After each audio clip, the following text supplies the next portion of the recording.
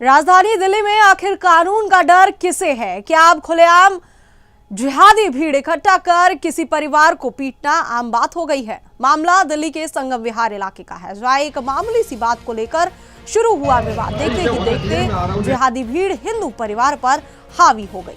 बता दें कि एक हिंदू परिवार के घर के बाहर बाइक खड़ी करने को लेकर कहासुनी हो गई, लेकिन इसके बाद जो हुआ उसने पूरे इलाके को दहशत में डाल दिया। एक जिहादी युवक ने खुलेआम धमकी दी, मेरे ऊपर पहले से 7 मुकदमे हैं, 8वां भी तेरे ऊपर लगवा दूंगा।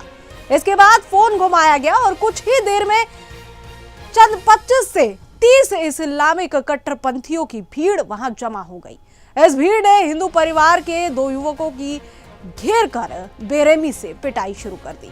हमले में पीड़ित युवक को आंख, हाथ और गले में गंभीर चोटें आई हैं।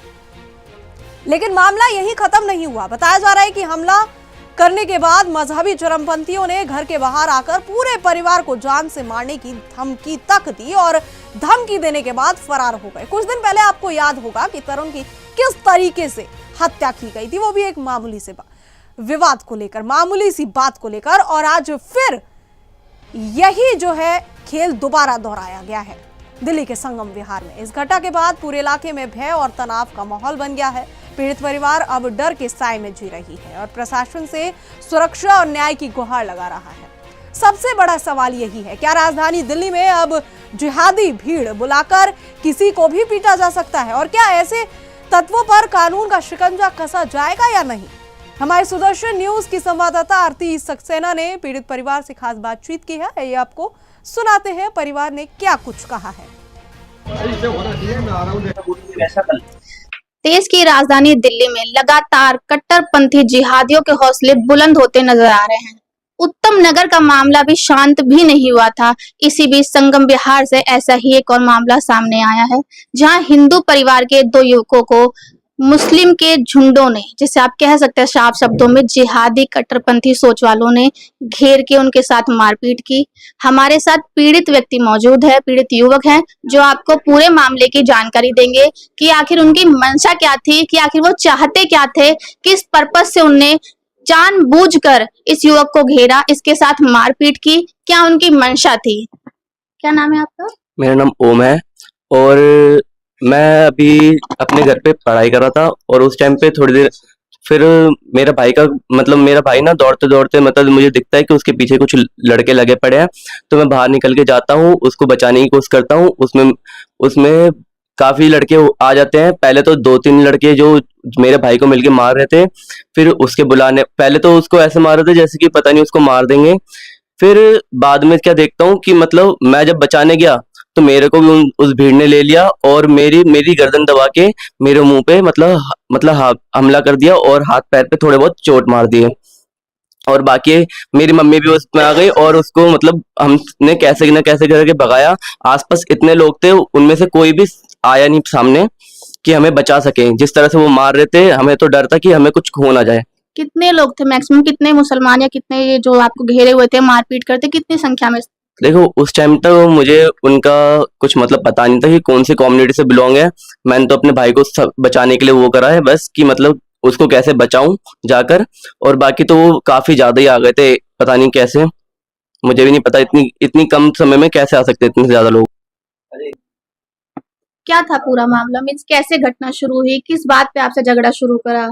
कि मैं अभी मेरा भाई बाहर खड़ा ही था ऐसे दुकान पे, मम्मी के पास चाय लेने गया था और ट्यूशन का टाइम था उसका, तो थोड़ा बाहर निकला था, अपने दोस्त के साथ खड़ा होकर ऐसी बातें कर रहा था अपनी एग्जाम के बारे में।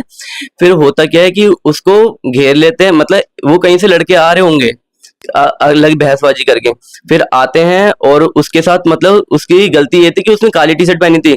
उससे उन लोगों की मिसअंडरस्टैंडिंग हो गई कि ये लड़का है, इसको पकड़ के मारो, तो वो उसको मारने लगे और इतनी बुरी तरह मारा कि उसको अभी तक दर्द हो रहा है। यानी कि जानबूझ के आपको घेरा गया। और उन्होंने कुछ ऐसी कोई धमकी दी आपको अलग से, जैसे देते हैं अक्सर मुस्लिम लोग हिंदुओं को डराते हैं, ऐसी कोई आपको पर्सनली धमकी दी गई, कुछ कहा गया? नहीं, ये वैसे उन सब की तरफ से एक लड़के ने बोला कि इन लोगों को कैसे न कैसे उस लोकेशन पे बुला लो, और हमें मारने की धमकी दी हमारे दोस्त के द्वारा।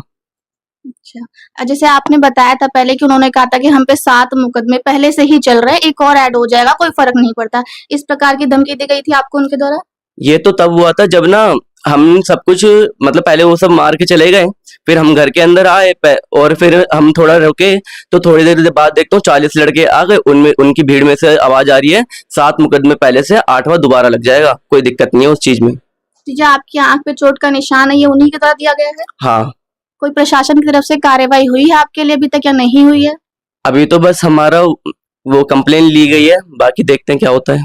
क्या इस प्रकार की और भी घटनाएं ऐसी है कि जो यहाँ लोकेशन पे जो और अलग मुस्लिम रहते हैं और भी हिंदू परिवारों को ऐसे परेशान किया गया जैसे आपको परेशान किया गया, जानबूझ के इकट्ठे होके मारपीट करी गई है, टारगेट किया गया आपको इस प्रकार? मैंने सुना तो 2 दिन बाद कुछ ऐसा हुआ था, वैसे 2 दिन पहले।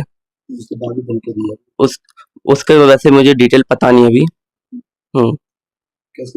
अभी ये बताइए आप किस प्रकार का यहाँ माहौल बना हुआ है, किस प्रकार से आप यहाँ पे सरवाइव कर पा रहे हैं? इन भीड़ के कारण आपको क्या तकलीफ हो रही है या कुछ और जो आप कहना चाहें? देखो मैम, अभी तो मुझे बाहर निकलने में थोड़ा डर है और मेरे भाई को भी मुझे बाहर निकलने मतलब मेरे पूरे परिवार को बाहर भेजने में डर है कि कहीं कुछ कल को कुछ हो ना जाए। उनका माइंडसेट अलग होता है कि आज नहीं तो कल देख लेंगे, ऐसा कुछ हो जाएगा। और मुझे ये डर रहता है कि मतलब मेरी मम्मी की दुकान है तो वहां पे आके कुछ करना दे, या फिर मैं कहीं बाहर निकलूं कभी तो उस चीज में कुछ करना दे। मैं प्रशासन से बस ये मांग चाहता हूँ कि हमें सुरक्षा चाहिए और इन सब से बस एक मतलब गारंटी चाहिए कि कल को कुछ भी हो तो इन सब पे होगा जो होगा। किस चीज की दुकान है आपकी मम्मी की? मेरी मम्मी की बुटीक की दुकान है। अच्छा, तो क्या आपके मन में कहीं वो डर है जैसे कन्हैया लाल का जो हुआ था बुटीक में, हिंदू थे उनको जिहादियों ने मुसलमानों ने घेर करके कट्टरपंथी सोच वालों ने हमला किया था, क्या आपके मन में ऐसा भी कोई डर है? देखो उनका टॉपिक थोड़ा बड़ा हो जाएगा, बट हाँ मेरा मानना है, बट इनका माइंडसेट भी सेम है कि मतलब हम तो आज या कल ही इनको देख लेंगे और कभी भी कुछ भी किसी और से भी करवा सकते हैं, क्योंकि इन पे तो वैसे भी मुकदमे लगने ही लगने हैं कोई ना कोई से, तो हमारे क्या पता हमारे ही ले लो। ये आपके जो गले पे निशान है ये इन्हीं के द्वारा दिया गया है? हाँ। कैमरामैन से कहेंगे आप जूम करके दिखाएं। इनकी आंख पे जो चोट के निशान है उसे भी जूम किया जाए। आप क्या प्रशासन से मांग करते हैं या आप यहाँ से पलायन की सोचेंगे जैसे आपको परेशान करा जा रहा है? देखो मैम, डर तो यही है और हम सच में करेंगे पलायन, इधर से करने वाले हैं वैसे। इस जगह से पलायन कर देंगे इन मुस्लिमों के डर से? मुस्लिमों को डर से नहीं, बट यहाँ पे बदमाशी ज्यादा हो चुकी है लोगों की। यहाँ पे मतलब कभी भी कुछ भी लड़ने के लिए आ जाते हैं ना जो, और इनके खून उबाल जो मार रहा है उस चीज में हमें अपनी जान को खतरा लग रहा है। तो आप यहाँ से पलायन करने की सोच रहे हैं? हाँ, इस साल या अगले साल जब भी करना हो कर देंगे।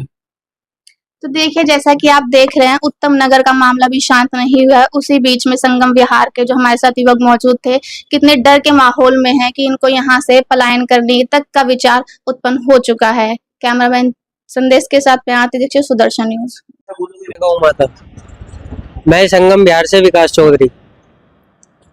ये जो माहौल चल रहा है आपने देखा होगा, अभी आपने उस लड़के के बयान लिए होंगे कि 2 छोटे से बच्चों के झगड़े को उन लोगों ने एक हिंदू मुसलमान का रूप दे दिया और कम से कम उस लड़के को 40 से 50 लोग आके मारने के लिए खड़े हो और उन्होंने थाने में जाके कंप्लेंट करी, 100 नंबर कॉल करी। तो हमारे संज्ञात में अभी तक तो कोई ऐसी बात आई नहीं है कि पुलिस ने उस पर कोई कार्रवाई की है या नहीं की है, लेकिन हम उस लड़के के घर जाएंगे और उससे बात करेंगे कि उस पर कार्रवाई हुई है या नहीं हुई है, उसको इंसाफ दिला के रहेंगे।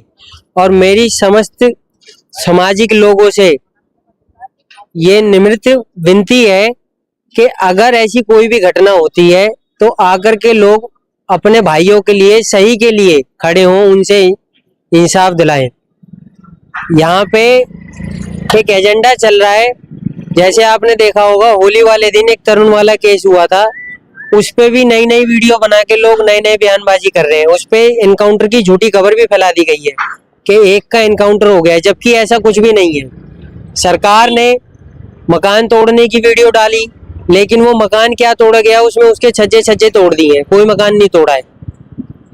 तो हमें एकजुट होके प्रशासन के पास जाना पड़ेगा और इंसाफ छीनना पड़ेगा। इंसाफ मांगने से नहीं मिलता, छीनना पड़ेगा। वो कौन लोग हैं जो इनको ऐसा सिखाते हैं कि आप 20-50 लोग इकट्ठे हो जाओ और एक के घर में घुस जाओ, 20-50 लोग इकट्ठे हो जाओ और एक के घर में घुस जाओ। ये हिंदुओं के साथ ही क्यों होता है? कभी आपने नहीं सुना होगा कि 20-50 हिंदू इकट्ठे होके किसी मुसलमान के घर में घुस गए हो। उनकी तरफ से एक छोटा बच्चा भी कह देता है हमारी सरकार आएगी तो राम मंदिर तोड़ देंगे। उनकी तरफ से एक छोटा बच्चा आता है तो वो कह देता है कि हमारी सरकार आएगी तो हम किसी के भी घर में घुस जाएंगे, किसी को कुछ भी कर देंगे, और वो कर भी देते हैं। वो खुले में मंच पे, खुले में मीडिया के माध्यम से ये कह देते हैं हम संविधान को नहीं, हम कुरान को मानते हैं। अगर यही बात अगर हिंदू कहता है तो हिंदू पे सरकार उठा के मुकदमा दर्ज कर देती है।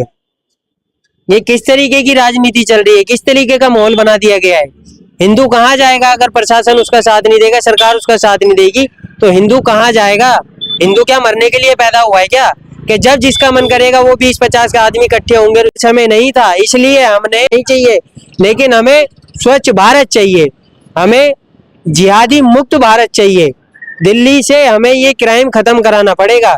ये जो एक एजेंडा चल रहा है इसको सरकार को खत्म करना पड़ेगा।